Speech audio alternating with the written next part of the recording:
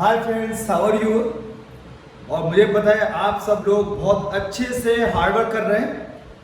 आइए आज रिफ्रैक्शन की गाड़ी को थोड़ा सा आगे बढ़ाते हैं। हम लोगों ने रिफ्रैक्शन के फंडामेंटल सीख लिए। रिफ्रैक्शन थ्रू प्लेन सरफेसेस हो गया। मतलब रिफ्रैक्शन क्या है? एक फिनोमेना है जब भी लाइट एक ट्रांसपेरेंट मीडियम से दूसरे ट्रांसपेरेंट मीडियम में एंटर करती है तो अपने ओरिजिनल पाथ से डेविएट हो जाती है।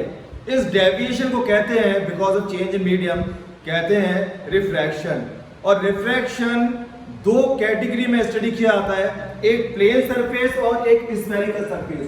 प्लेन सरफेस में आप बिल्कुल प्लेन बनाएंगे सरफेस को, और स्फेरिकल सरफेस होते हैं दो तरह के, एक ये और एक ये। इनके नाम क्या क्या है इसको छोड़ दिए, इसकी स्टडी हम लोगों ने फिनिश कर दी। यानी रिफ्रैक्शन थ्रू प्लेन सरफेस होता वो ही है जो यहाँ होता है। यहाँ पे क्या होता है, एक लाइट में आई, इस पॉइंट पे नॉर्मल ड्रॉ किया और रिफ्रैक्शन हो गया।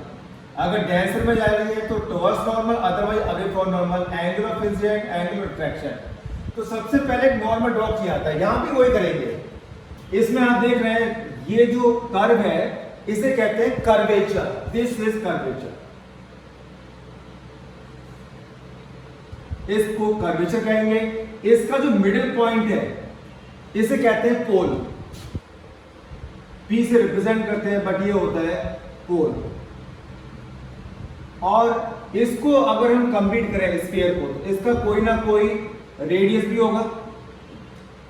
इस सेंटर को, सेंटर भी होगा, सेंटर और पोल को ज्वाइन कर दें तो इसको नाम देते हैं principal axis.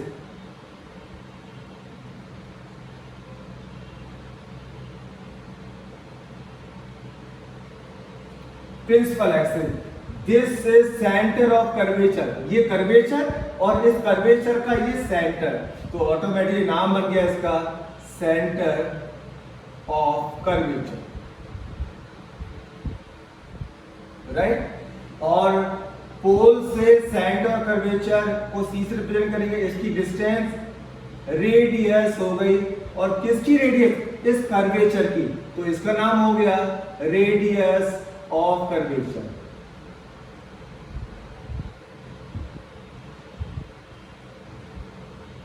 Radius of curvature, centre of curvature, radius of curvature, principal axis, pole, curvature, ये सब आपको पता है। कर्वेचर दो तरह के हैं, देखो एक ये बल्जेस आउट है, ये बल्जेस इन है।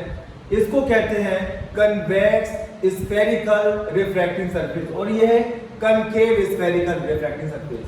इसका नाम सरफेस का मैं यहां लिखता हूं, ये है कन्वेक्स स्फेरिकल रिफ्रैक्टिंग सरफेस। और ये वाली है, ये सरफेस है कनकेव, ये बल्जेस इन है। कनकेव स्फेरिकल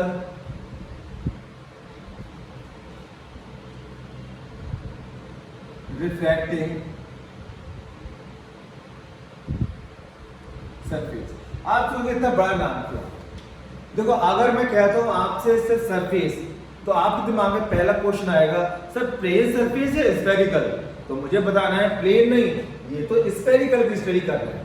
अगर मैंने कहा स्फेरिकल सरफेस तो आप कहोगे सर रिफ्रैक्शन की स्टडी कर रहे हैं या रिफ्लेक्शन की? रिफ्लेक्शन में भी होता है, आपने देखा होगा रिफ्लेक्शन में एक तरफ पॉलिश होती है, ठीक है, और एक होता है ये, इसमें अंदर की तरफ और इसमें बाहर की तरफ पॉलिश होती है। तो इसमें भी कनकेव और कन्वेक्स होते हैं। तो इसमें अगर मैं कहता हूं आपसे कन्वेक्स स्फेरिकल सरफेस या कनकेव स्फेरिकल सरफेस, तो आप पूछोगे सर रिफ्लेक्टिंग या रिफ्रैक्टिंग?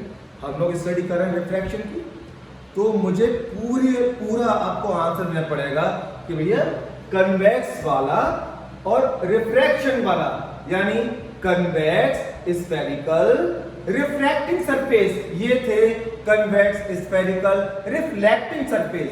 तो पूरा नाम लॉजिकल भी आ रहा है इसका कि कन्वेक्स स्फेरिकल रिफ्रैक्टिंग सरफेस को हम इतना लंबा नाम क्यों कर रहे हैं? ऑब्वियसली रिफ्रैक्टिंग है तो रिफ्रैक्टिंग तो कहेंगे।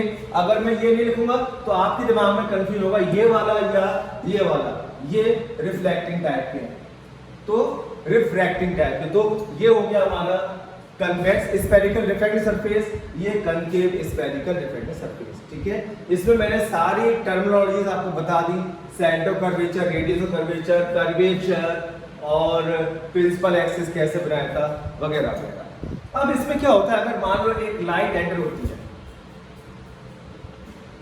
यहां भी लाइट आ रही है, इंसिडेंट लाइट, तो सबसे पहले क्या करते हो, पॉइंट ऑफ इंसिडेंट पे नॉर्मल ड्रॉ करते हो। तो यहां भी पॉइंट ऑफ इंसिडेंट पर नॉर्मल ड्रॉ करेंगे। अब ये कर्व है, इस पे नॉर्मल कैसे ड्रॉ करें? तो आपको कुछ नहीं करना, इस पॉइंट को सेंटर ऑफ कर्वेचर ज्वाइन कर दो, क्योंकि सेंटर ऑफ कर्वेचर से जाने वाली जो रेडियस है वो यहाँ पे सरफेस के परपेंडिकुलर होगी। तो आपको कभी भी आपको परपेंडिकुलर ड्रॉ करना है किसी भी पॉइंट पर, आप इसको सेंटर ऑफ कर्वेचर से ज्वाइन कर दो। यहाँ पे परपेंडिकुलर ड्रॉ करना है, इस सरफेस के सेंटर ऑफ कर्वेचर ज्वाइन कर दो। ये लाइन इस पॉइंट पर कर्वेचर के परपेंडिकुलर होगी। तो परपेंडिकुलर का कंफ्यूजन खत्म हो गया। आपको जिस पॉइंट पे परपेंडिकुलर ड्रॉ करना है उस पॉइंट को सीधे सेंटर से ज्वाइन कर दो, उस लाइन को ही परपेंडिकुलर बोलेंगे। जो यहाँ पे ये परपेंडिकुलर है, यहाँ पे ये होगी। और towards normal, away from normal concept पता ही है, अगर रेयर से डेंस में जा रही है towards normal, otherwise away from normal. तो मैं इसको अब बिल्कुल डिलीट कर रहा हूं। अब मुझे इसकी स्टडी करनी है। आपको सर स्टडी तो करनी है, लेकिन किस ऑब्जेक्ट के साथ? क्या हमें इसकी स्टडी का कुछ फल मिलेगा, कुछ रिजल्ट मिलेगा? क्या मिलेगा? यस, हर चीज का रिजल्ट मिलता है, हर चीज का फल मिलता है। इससे हमें मिलेगा कि अगर एक स्फेरिकल सरफेस के सामने मान लो 30 सेंटीमीटर पे ऑब्जेक्ट रखी है, तो ऑब्जेक्ट की डिस्टेंस दे रखी है, उसकी इमेज कहां बनेगी? तो u और v में रिलेशन मिलेगा। जैसे लेंस में होता है 1/f = 1/v - 1/u, लेंस का फॉर्मूला, सेकंड लेंस फॉर्मूला। तो ये UVF में रिलेशन देता है कि लेंस के सामने इतनी डिस्टेंस पर ऑब्जेक्ट है, कितनी डिस्टेंस पर इमेज बनेगी, किस साइड बनेगी। सिमिलरली यहाँ पे आएगा, इसमें लेंस नहीं है, ध्यान रहे, ये अभी लेंस बना ही नहीं है। लेंस के लिए चाहिए दो स्फेरिकल सरफेस। यहाँ पे मैं अभी सिर्फ एक स्फेरिकल सरफेस दे रहा हूँ, सिंगल। तो उस सिंगल सरफेस से रिफ्रैक्शन की स्टडी हम करने जा रहे हैं, और इस स्टडी से हमें मिलेगा कि अगर हम ऑब्जेक्ट की डिस्टेंस जानते हैं कि सरफेस से, स्फेरिकल सरफेस से ऑब्जेक्ट इतने सेंटीमीटर पर रखा है, लेट्स से 40 सेंटीमीटर रखा है, तो उसकी इमेज कितने सेंटीमीटर दूर बनेगी, किस साइड बनेगी, ये सारा आंसर फॉर्मूले से आएगा। तो वो फॉर्मूला हम डिराइव करने जा रहे हैं। तो सबसे पहले फॉर्मूले के बारे में डिस्कस कर लें, कितने फॉर्मूले हैं, कौन कौन से केसेस हैं, सारा कुछ टोटलिटी में कर लेते हैं। आपको पता है there are 2 types of spherical surface. एक स्फेरिकल सरफेस है हमारा कनकेव और एक है कन्वेक्स। दो स्फेरिकल सरफेस, ये इसकी प्रिंसिपल एक्सिस। अब ये सरफेस हमारा इस टाइप से शो करेंगे। ये हमारा अंदर का कोई लेट से ग्लास है, तो ये डेंसर है, बाहर वाला एयर या वैक्यूम है, तो ये रेयर है। अगेन इसको भी ऐसे हम करेंगे, ये पूरा ग्लास का है। आपको तो सर ये स्फीयर जैसा तो नहीं लग रहा, ये क्या है?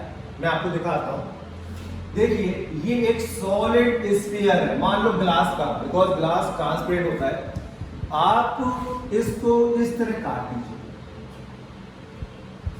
और जब हम इसको हटा दें बाकी बची साइड को, ये हटा दिया, ये हटा दिया, ये हटा दिया, तो आपको इसकी शक्ल इस टाइप से लगेगी। यानी हमने ऐसे क्यों बनाया? बिकॉज जो लाइट रेज एंटर होंगी सरफेस में और बाहर निकलेंगी, सिर्फ हमें इतना स्पेस चाहिए, इसी से अंदर जाएंगी या इससे बाहर जाएंगी।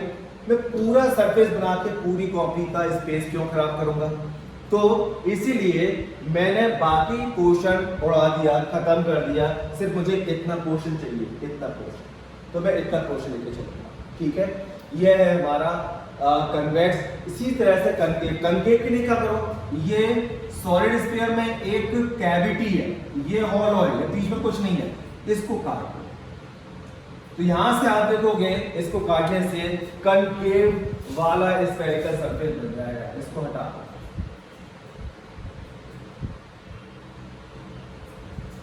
तो इस टाइप का बन गया। तो ये है कनकेव स्फेरिकल सरफेस। कैसे बनाया था उस पे बात हो गई। अब केस जो हम डेरिवेशन करने जा रहे हैं, वो डेरिवेशन कितनी डेरिवेशंस हैं, कौन कौन से केसेस है, वो जरा समझ लेते हैं। इसकी ये प्रिंसिपल एक्सिस है, ये है एयर या वैक्यूम μ1 और अंदर इस मेटेरियल का रेफरेंस μ2 है। ये है डेंस है, ये रेयर। सिमिलरली यहां पे ये प्रिंसिपल एक्सिस, ये रेयर, ये डेंस है। अगर ऑब्जेक्ट रखी हुई है यहां पर, तो रेयर जाएगी यहां से, तो ये है रेयर टू डेंसर जाएगी, रेयर टू डेंसर। तो रिफ्रैक्शन हो गया किस टाइप का, रेयर टू डेंसर, जबकि सरफेस है कनकेव स्फेरिकल सरफेस। ठीक है, यहां पे कनकेव में हमेशा जो सरफेस आएगी इससे आगे होगा। ठीक है, रेयर टू रिवर्स इस टाइप से। यहां पे अगर ऑब्जेक्ट रखी हुई है, ये नॉर्मल होगा और नॉर्मल की तरफ बैंड होगी, पीछे कहीं से आती है अपील होगी कैट।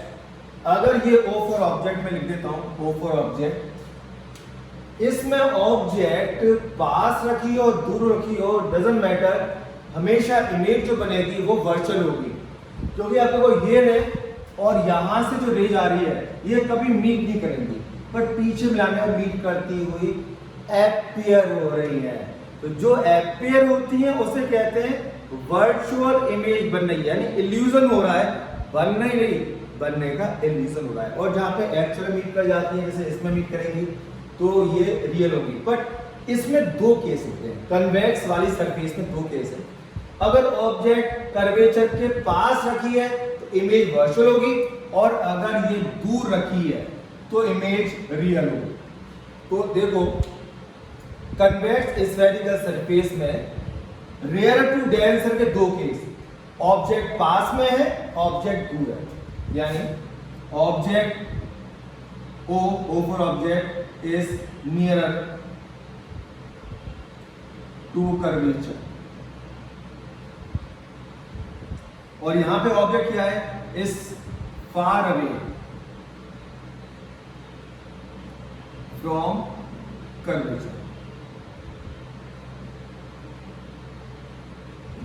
तो देखो रिफ्रैक्शन तो यहां से भी रेयर से अंदर जा रही है डेंसर पे, रेयर से डेंसर, तो है तो रेयर टू डेंसर, बट दो टाइप का हो गया। इसमें हमेशा इमेज बनेगी, इस साइड में वर्चुअल होगी, इमेज इसकी जो होगी वो होगी वर्चुअल,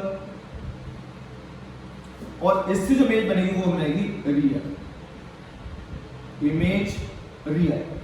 तो दो केस है इसमें, रेयर टू डेंसर के दो केस, और एक केस इसमें है रेयर टू डेंसर। इसमें ऑब्जेक्ट कहीं भी रखी हो हमेशा वर्चुअल बन रही है, तो इसमें टेंशन है ही नहीं।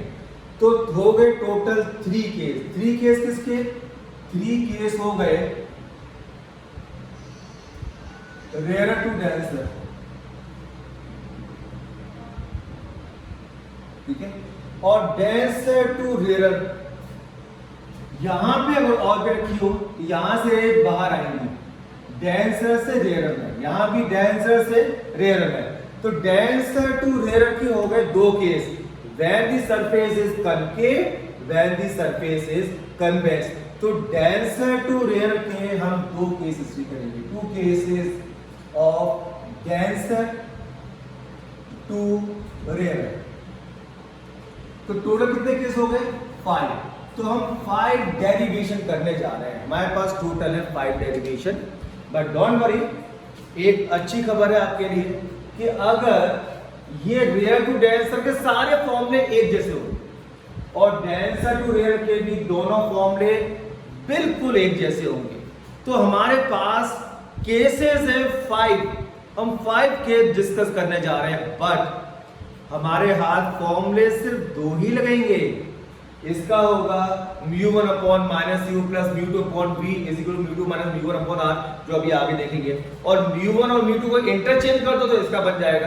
तो फॉर्मूले दो ही आने हैं दोस्तों, इसकी टेंशन मत लो कि 5 फॉर्मूले और याद करने पड़ेंगे, नहीं, फॉर्मूले से दो ही याद करने पड़ेंगे और फॉर्मूले याद भी नहीं करने पड़ेंगे, मैं आपको ट्रिक सिखा दूंगा, अपने आप याद हो जाएंगे, ठीक है। तो ये 5 केसेस मैं डिस्कस करूंगा आपके साथ, बट इस वीडियो में मैं 2 केस डिस्कस कर लूंगा, इसके दोनों केस डिस्कस कर लूंगा, ठीक है। जितना टाइम रहेगा हाफ एन आवर में उतना करूंगा, फिर आगे नेक्स्ट वीडियो में मैं बाकी बचे हुए केस निपटा दूंगा। तो 2 वीडियो में 5 केस में फिनिश कर दूंगा। तो आइए चलते हैं। Refraction through convex spherical surface, objective जो है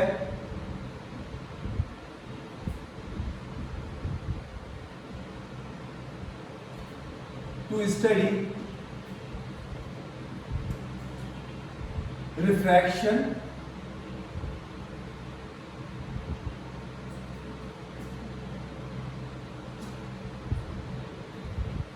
from rarer to denser while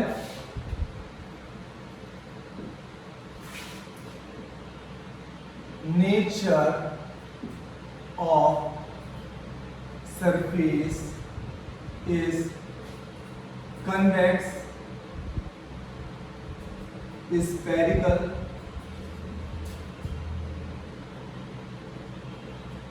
and object is far away from curvature.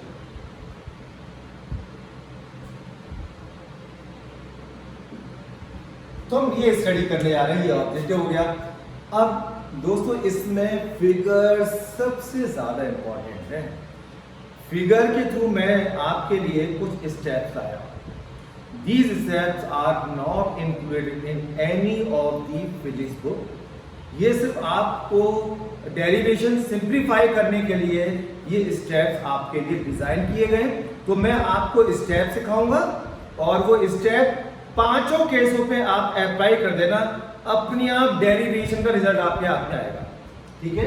तो फर्स्ट वेरी इंपॉर्टेंट स्टेप है draw the figure and label it. Figure कैसे ड्रॉ करनी है, मैं आपको फिगर ड्रॉ करके दिखाता हूं। ये है कन्वेक्स स्फेरिकल सरफेस, ये इसका पोल और ये हो गई प्रिंसिपल एक्सिस, ठीक है। दिस इज पी पोल। यहां पे एक ऑब्जेक्ट रखा है ओ, तो ये जो रे है ये परपेंडिकुलर फॉल हो रही है बिकॉज रेडियल डायरेक्शन में, और रेडियस हमेशा सरफेस के परपेंडिकुलर होती है। तो नॉर्मली जो फॉल होती है वो डायरेक्ट नहीं होती है, बिल्कुल सीधी चली जाएगी। दूसरी रे यहाँ फॉल है, इस पॉइंट पे हमें पहले ड्रॉ करना है नॉर्मल, और नॉर्मल क्या है, सेंटर ऑफ कर्वेचर से ज्वाइन कर दो, this is centre of curvature, तो ये नॉर्मल है। अब रेयर से डेंसर जा रही है, रेयर का रिफ्रैक्टिव इंडेक्स μ1, इसका μ2, तो रेयर से डेंसर में टुवर्ड्स नॉर्मल जाना, इसे स्ट्रेट था पर नॉर्मल की तरफ बेंड हो गई, तो इस रे से यहां पे मिल गई और ये इमेज था। तो ये फिगर कंप्लीट हुई। इसमें angle of incidence, angle of refraction देख लो, this is angle of incidence normal के साथ इंसिडेंट, और ये नॉर्मल के साथ रिफ्रैक्टेड है, ये आर। इसमें याद रखो ऑब्जेक्ट वाले एंगल को हमेशा अल्फा कहना है, इमेज वाले को बीटा, और सेंटर ऑफ कर्वेचर वाले को गामा, ठीक है। तो इसके अलावा एक काम और करना है जिसकी बीच में हमें जरूरत पड़ेगी, पहले से कर लेते हैं कंस्ट्रक्शन। इस पॉइंट को अगर एक है तो यहां से एक परपेंडिकुलर ड्रॉप कर दो, ए एन, ये परपेंडिकुलर ड्रॉप कर दो, ठीक है। तो ये फर्स्ट स्टेप कंप्लीट हो गया। इसमें जो डिस्टेंसेस हैं, ऑब्जेक्ट डिस्टेंस पोल से यू के नाम से जानी जाती है। जब भी फॉर्मूले में पुट करोगे तो माइनस साइन के साथ करोगे, बिकॉज रूल है रेज इंसिडेंट रेज की डायरेक्शन पॉजिटिव और अपोजिट डायरेक्शन नेगेटिव। तो रेज देखोगे आप एरो बता रहे हैं कि इधर जा रही है, तो इधर वाली डिस्टेंस पॉजिटिव होगी, इधर वाली नेगेटिव होगी। तो यू अपोजिट डायरेक्शन में, क्योंकि रूल है, कन्वेंशन है, साइन कन्वेंशन के रूल है, सारी डिस्टेंस पोल से मेजर करनी है। तो अगर ये स्केल है, स्केल का 0 0 यहां रखोगे पोल पे, और 1 2 3 4 5 यू कितना है, तो डिस्टेंस इधर जा रही है, इससे माइनस होगी। सेंटर ऑफ कर्वेचर की तरफ जाओगे, 0 यहां रखोगे, 1 2 3 4, तो सेंटर ऑफ कर्वेचर वाली डिस्टेंस पॉजिटिव और आई इमेज की भी पॉजिटिव। तो ये जो आर होगा और ये बी होगा, ये दोनों प्लस में आएंगे जो ही फॉर्मूला में डालेंगे। तो ये फिगर हमारी कंप्लीट हो गई दोस्तों। इसके बाद सेकंड स्टेप है आई और आर को अल्फा बीटा गामा में रिप्रेजेंट करना है। Second step, represent angle I and angle R in the form of alpha beta gamma. इस फॉर्म में करना है। इसके लिए एक ही थ्योरम काम आएगी, एक्सटीरियर एंगल थ्योरम। मैं आपको याद करा दूं, मान लो ये ट्राइंगल है, इस ट्राइंगल में कोई भी साइड एक्सटेंड कर दो तो ये एक्सटीरियर एंगल है, और एक्सटीरियर इंटीरियर अपोजिट एंगल के सम के इक्वल होता है। तो ये एंगल दिस प्लस दिस के इक्वल होगा। ये एक्सटीरियर एंगल थ्योरम है और ये ही काम आनी है। तो फर्स्ट स्टेप था डायग्राम ड्रॉ करना, आई आर अल्फा बीटा गामा को रिप्रेजेंट कर देना। ये फर्स्ट स्टेप पूरा हुआ। सेकंड स्टेप है आई और आर को अल्फा बीटा गामा में रिप्रेजेंट करना है। तो आप देखेंगे ये आई है, और आई एंगल क्या है, ACO इस ट्राइंगल का, AOC इस ट्राइंगल का एक्सटेंड, इस लाइन को एक्सटेंड किया गया है। तो I is equal to gamma plus alpha, I is equal to gamma plus alpha, ये पहली इक्वेशन। R देखते हैं, R ये गामा इस ट्राइंगल का एक्सटीरियर, बिकॉज आप देखोगे ये ट्राइंगल, इसको हम एक्सटेंड करेंगे तो गामा क्या हो गया, एक्सटीरियर, और एक्सटीरियर इंटीरियर अपोजिट के सम के इक्वल है। तो R plus beta is equal to gamma, तो R plus beta is equal to gamma. तो R क्या हो गया, गामा माइनस बीटा, R हो जाएगा गामा माइनस बीटा। तो आपने सेकंड स्टेप भी कंप्लीट कर लिया। सेकंड स्टेप में पांचों केस में I और R आपको देखने कहाँ है, और I और R किसी ना किसी ट्राइंगल के पार्ट होंगे। एक्सटीरियर एंगल का थ्योरम का यूज करके आपको आई आर को अल्फा बीटा गामा में रिप्रेजेंट करना है, जैसे आपने कर दिया। अब तीसरा पार्ट है स्नेल्स लॉ लगाना है, बिकॉज ये फिनोमेना कौन सी स्टडी कर रहे हैं, रिफ्रैक्शन। तो इसमें स्नेल्स लॉ लगेगा। स्नेल्स लॉ, स्नेल्स लॉ क्या है, sine I upon sine R, sine I upon sine R is equal to mu. Mu कौन सा, जिसमें लाइट एंटर कर रही है वो ऊपर आएगा, और जिससे आ रही है वो नीचे आएगा, μ1 डाउनवर्ड। अब यहां पे एक थोड़ी सी एजम्पशन है, एजम्पशन ये है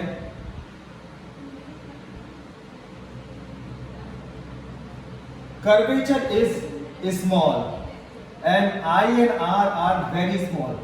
Angle I and angle R are very small. अगर I और R very small, sine I को I लिखना है और साइन R को R, इसलिए ये हो गया sine I approximately equal to I and sine R approximately equal to R। इसमें आप रिप्लेस कर दो इस फॉर्मूले को, तो ये हो जाएगा I upon R is equal to μ2 upon μ1। याद रखना वो रिफ्रैक्टिव इंडेक्स ऊपर आना है जिसमें लाइट एंड हो रही है। एक्चुअली स्नेल्स लॉ, आप लोग सरप्राइज मत होइए, स्नेल्स लॉ वही है sine I upon sine R is equal to mu. किस मीडियम में जा रहे हैं, 2 में, फ्रॉम 1 से, तो μ2 1। आपने मेरी फर्स्ट वीडियो देखी होगी, उस वीडियो में मैंने कंसेप्ट क्लियर किया था कि इसकी वैल्यू होती है, ये 2 है ना, इसका मीनिंग होता है refractive index of medium 2 with respect to 1, ये होता है μ2 अपॉन μ1। तो मैंने इसको डायरेक्ट लिख दिया है, बीच वाले को नहीं लिखा। तो आप बिल्कुल कंसर्न मत होना, ये आपको एक्सप्लेन करेगा। ये हो गया। अब क्रॉस मल्टीप्लाई कर दो इसको, I और R से क्रॉस मल्टीप्लाई कर दिया तो ये हो जाएगा μ1I is equal to μ2R। अब आपको I और R की जो वैल्यूज आपने लिखी थी यहाँ पे वो पुट कर दो। वैल्यूज क्यों लिखा है, कहीं ना कहीं तो पुट करनी थी, यहाँ ही करनी है हमें, जगह इसका गामा आ गया, gamma plus alpha is equal to μ2 R gamma minus beta ये आ गया। ठीक, अब आपको क्या करना है, एल्फा बीटा गामा की वैल्यू पुट करनी है। ये वैल्यू कैसे पुट करनी है समझ लीजिए। एल्फा बीटा गामा से और ए एन के साथ राइट एंगल ट्राइंगल कंसीडर करने से एल्फा है तो ओ ए एन ये राइट एंगल ट्राइंगल है, ये कंसीडर करना है और लगाना है tan alpha perpendicular upon base. Gamma है, ये गामा है, गामा को ए एन के साथ राइट एंगल ट्राइंगल गामा होगा यानी tan gamma perpendicular upon base, beta A N I right angle triangle. तो यहाँ पे alpha beta gamma are very small है, आपको दिमाग में tan alpha tan beta tan gamma की वैल्यू पुट करनी है। मैं यहाँ पे कर देता हूँ μ1 गामा क्या होगा, परपेंडिकुलर अपॉन बेस यानी A N upon N C, ये सी है, A N upon N C plus alpha tan alpha perpendicular upon base A N upon N O is equal to μ2 gamma A N upon N C minus beta A N upon N I image की। अब आप देखोगे इसमें A N और A N तो ऊपर common है, cancel हो जाएंगे। यहां पे एक एजम्पशन और लिखनी है, दो एजम्पशन है पूरी डेरिवेशन, दूसरी और last assumption, since curvature is small, इसलिए point N is lying close to P। P होता है पोल, तो N P के लाइन पर, जहां भी नीचे N आएंगे उनको P से रिप्लेस करना है। ऐसा हम कर क्यों रहे, क्योंकि कन्वेंशन है सारी डिस्टेंस P से मेजर की जानी है, N से नहीं। तो कर्वेचर स्मॉल है, उसका फायदा मिल गया, कर्वेचर में N और P बहुत क्लोज होंगे तो N की जगह P लिख सकते हैं। ये मैं यहाँ पे करने जा रहा हूँ, ये देखिए μ1 1 upon PC plus 1 upon PO is equal to μ2 1 upon PC minus 1 upon PI। ऊपर सब खत्म हो गए, ए एन कॉमन ले लेता हूं तो कैंसिल हो गए। अब पीसी पीओ और पीआई की वैल्यू लिखनी है। आप देखो पीसी होगा प्लस आर, पीआई होगा प्लस बी, इधर की डिस्टेंस प्लस और यू लिखोगे माइनस में, तो ये हो जाएगा μ1 1 अपॉन पीसी यानी आर प्लस का 1 upon PO minus U is equal to μ2 1 upon PC plus का R minus 1 upon PI plus का वी। अब आर दो जगह आ रहा है, एक जगह इकट्ठा कर लो लेफ्ट या राइट में, बाकी सबको दूसरी तरफ, आपका फॉर्मूला तैयार है। तो μ1 अपॉन माइनस यू और यहां से बी को ले आओ तो प्लस और माइनस मिल जाएगा प्लस μ2, ये μ2 into 1 upon B is equal to, इसको आर को उधर ले जाओ तो μ2 माइनस μ1 अपॉन आर। ये आपका फॉर्मूला हो गया रेडी। इसको याद कैसे करें, आप देखो u μ1 वाली साइड पे है u और μ2 वाली साइड पे है v, u नेगेटिव है क्योंकि इधर की है, तो μ1 upon minus u plus μ2 upon v is equal to, μ2 कैंसर है बड़ा है ना, तो μ2 माइनस v1 अपॉन r। तो याद हो गया μ1 वाली साइड पे u है तो μ1 अपॉन माइनस u क्योंकि माइनस साइड में, μ1 upon minus u, μ2 upon v is equal to μ2 minus μ1 upon R. Formula आपको याद हो गया होगा। और अगर जहां μ1 आ रहा है वहां μ2 लिख दो, जहां μ2 आ रहा है μ1 लिख दो, तो ये डेंसर टू रेयर का फॉर्मूला बन जाता है। याद करने का तरीका है जैसे डेंसर टू रेयर, ये होगा μ2 upon minus U plus μ1 upon v is equal to μ1 minus μ2 upon R. ये फॉर्मूला होगा डेंसर टू रेयर का, जो अभी हमने किया नहीं है, आगे करेंगे, बट आपको नॉलेज तो होनी चाहिए हमने लिखा क्या है। ठीक है, तो दोस्तों मेरे ख्याल से ये स्टेप कंप्लीट हो गए होंगे। ये स्टेप आप याद कर लो। मैं एक बार फिर से सारे स्टेप बता रहा हूँ, इन स्टेप को अच्छे से कॉपी पे लिख लेना। और स्टेप ध्यान रखें, ये स्टेप पांचों डेरिवेशन में किसी पे भी लगाओगे आपको आंसर आएंगे, क्योंकि ये डेरिवेशन सारे बोर्ड के लिए इंपॉर्टेंट है। चाहे सीबीएसई बोर्ड है, यूपी बोर्ड है, बिहार बोर्ड है, गुजरात बोर्ड है, महाराष्ट्र बोर्ड है, झारखंड बोर्ड है, या आपका गढ़वाल बोर्ड है, कोई सा भी है, जम्मू कश्मीर बोर्ड, कोई सा ही बोर्ड है, सब में ये डेरिवेशन अक्सर आते हैं। और इन डेरिवेशन को याद नहीं करना, सिर्फ समझना है स्टेप। पहला स्टेप, ये हमें फिगर बनानी है। आपको जो प्रैक्टिस करनी है रफ में अपने घर पे, ये फिगर की प्रैक्टिस करनी है बस। फिगर गलत, डेरिवेशन गलत, फिगर सही, फिर कोई टेंशन नहीं है, अपने आप डेरिवेशन सही आएगी। इसके बाद हमें आई R alpha beta gamma label कर दिए। फिर हमें सेकंड स्टेप में आई और आर को अल्फा बीटा गामा की टर्म में लिखना पड़ेगा, और इसके लिए एक्सटीरियर एंगल थ्योरम काम आएगी। तो यहाँ पे एक्सटीरियर एंगल थ्योरम काम आ गई। आई को ये इस ट्रायंगल का एक्सटीरियर है, I is equal to alpha plus gamma, और इस ट्रायंगल का है गामा, तो gamma is equal to R plus beta, तो आर हो गया गामा माइनस बीटा। तो मैंने आर और आई को अल्फा बीटा गामा की टर्म में लिख दिया। सेकंड स्टेप, थर्ड स्टेप में स्टेंसिल लगा दिया। Sine R upon sine R is equal to mu होता है। म्यू किसका, जिसमें एंटर हुई है वो ऊपर आएगा, तो μ2 अपॉन v1। यहाँ एक एग्जम्पशन यूज हुई है, आई और आर है वेरी स्मॉल, तो sine I approximately equal to I और साइन आर आई आर, ये रख दिया, क्रॉस मल्टीप्लाई कर दिया। फिर आई और आर की जो वैल्यू आपने यहाँ से निकाली थी वो डाल दी, अल्फा बीटा गामा आ गया। आई आर गायब हो गए। अल्फा बीटा गामा तीनों बहुत स्मॉल होते हैं, तो इनको tan alpha tan beta tan gamma बना सकते हैं।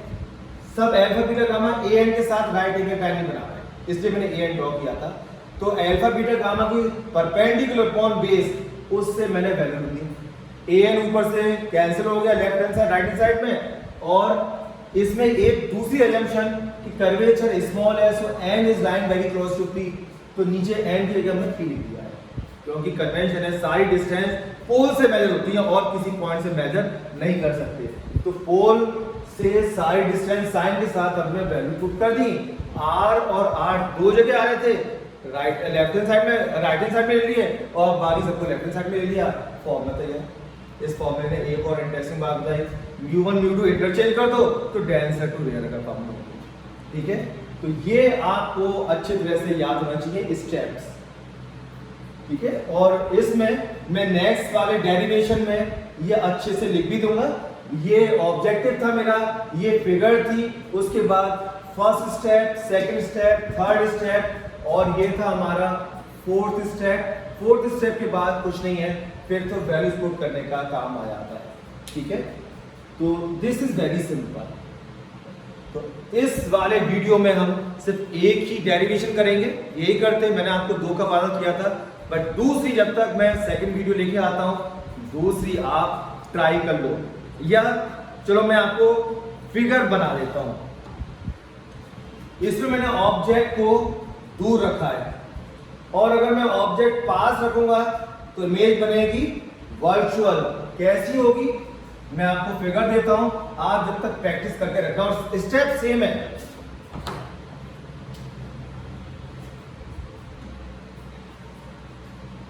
ये कन्वेक्स स्फेरिकल सरफेस, ये हो गया पोल, ऑब्जेक्ट मैंने पास ले लिया, पहले दूर थी अब पास हो गई। ये रे स्ट्रेट जाएगी, परपेंडिकुलर फॉल हो रही है। ये रेयर से डेंसर नॉर्मल ड्रॉ कर दो, सेंटर कर्वेचर को मिलाने वाली सी से जाएगी। ये हो गया नॉर्मल, तो रेयर में डेंस से जाएगी, जाना ऐसे स्ट्रेट था क्योंकि लाइट ये स्ट्रेट लाइन में ट्रेवल होगी, बट जब मीडियम चेंज होता है तो और रेयर से डेंस में टुवर्ड्स नॉर्मल, नॉर्मल की तरफ डाइवर्ट होगी। जाना स्ट्रेट था, नॉर्मल तरफ थोड़ी देर ऐसे जाए। और ये रे और ये रे कभी मीट नहीं करेंगी क्योंकि ये डाइवर्ज हो रही है, लेकिन ये पीछे मिलाने पर मीट करती हुई अपीयर होगी, तो इसकी इमेज बन गई आई ओ। इसको आप थोड़ा सा एक्सटेंड कर लो, दिस इज सी। अब नॉर्मल और इंसिडेंट, ये पूरा एंगल आई, नॉर्मल और रिफ्रैक्टेड ये एंगल आर, ऑब्जेक्ट वाला अल्फा, इमेज वाला बीटा और सी वाला गामा, और इसको ए मान के वही A N, this is P लिखा गया। अब आपको figure alpha beta gamma I R सब कुछ हो गया। अब आपको आई और आर अल्फा बीटा गामा की टर्म में लिखने होंगे ना। अब आप ट्राइंगल ढूंढो, आई इस वाले ट्राइंगल का एक्सटेरियर ए ओ सी या ओ सी ए का exterior, angle I is exterior angle of triangle जो हमारा आई है ए ओ सी का, ओ सी ए टाइप का, इसी को हमने एक्सटेंड किया है, तो एंगल आई हो गया हमारा अल्फा प्लस गामा। आर देखो, आर क्या है, आर ये लाइन यहां आ रही है, तो इस ट्राइंगल आई सी ए, इस ट्राइंगल का एक्सटीरियर आर, तो आर हो गया beta plus gamma. R is exterior angle of triangle A I C, इसलिए एंगल जो आर होगा हमारा ये R is equal to beta plus gamma. Second step हो गया। थर्ड स्टेप में स्नेल्स लॉ लगाना है, जो लगाए हो ये स्नेल्स लॉ है सेम, और सेम एलएम सेट है, मल्टीप्लाई करके हम यहाँ पे आ गए आई आर। अब आई और आर की वैल्यू पुट करनी है आपको, बस सेम जो करिए वही सब कुछ करना है सेम। आई के alpha plus gamma, alpha plus gamma, और आर है बीटा प्लस गामा, ठीक है। अब अल्फा बीटा गामा की वैल्यू ए एन परपेंडिकुलर के साथ, alpha A N upon O N, alpha A N upon O N,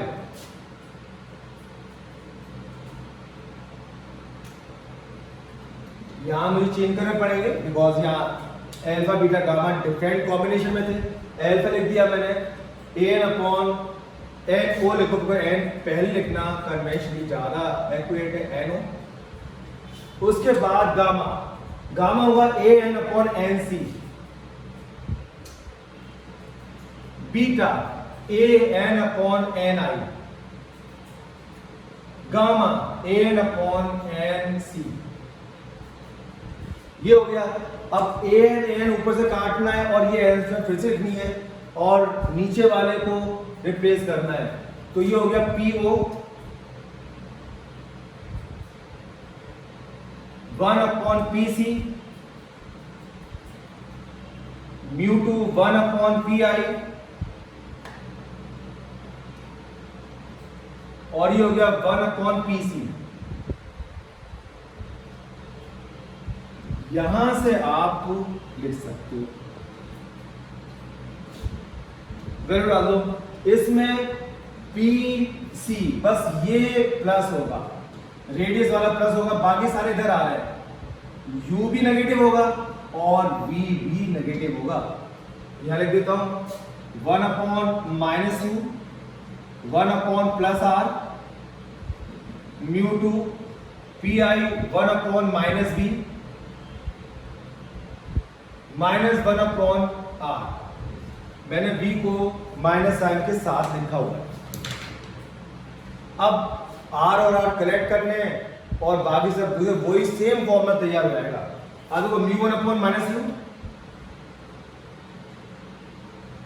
mu 1 upon minus U, v को यहां से प्लस आ जाएगा, plus mu 2 upon v is equal to μ1 उधर ले जाओ तो प्लस का माइनस जाएगा और ये μ2 अपॉन r, तो μ2 माइनस μ1 अपॉन r।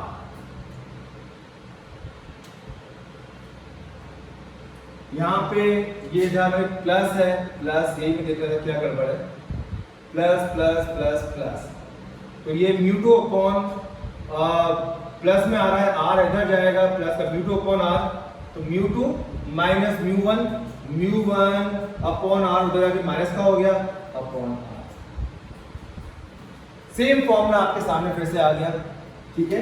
तो ये आपने कन्वेक्स स्फेरिकल सरफेस के दोनों केस कर लिए। When the object is lying very close to the curvature, image same side बन रही है, वर्चुअल बन रही है। और अगर ऑब्जेक्ट को हमने पहले वाले केस में दूर रखा था तो इमेज अदर साइड बन रही थी, रियल थी, और अदर साइड बन रही थी। दोनों में फॉर्मूला सेम आ रहा है, v1 upon minus u plus v2 upon v is equal to v2 minus v1 upon r। तो दोस्तों ये 5 स्टेप मैंने बताए हैं कि 5 स्टेप पांचों केस में काम आएंगे। सबसे पहले फिगर में I R alpha beta gamma बनाना है, फिर आई आर को अल्फा बीटा गामा में लिखना है, फिर स्नेचर लगाना है, क्रॉस मल्टीप्लाई करना है, और आई आर की वैल्यू लिखनी है और अल्फा बीटा गामा की वैल्यू लिखनी है। इसके अलावा कुछ नहीं करना, अपने आप डेरिवेशन हो जाएगा। तो ये बहुत सिंपल है, इसको बिल्कुल नहीं घबराना है। मैं नेक्स्ट वीडियो में बाकी बचे हुए 3 केसेस भी कंप्लीट करूंगा, ठीक है। तो अभी तक के लिए इतना, take care, good bye, have a nice time, bye.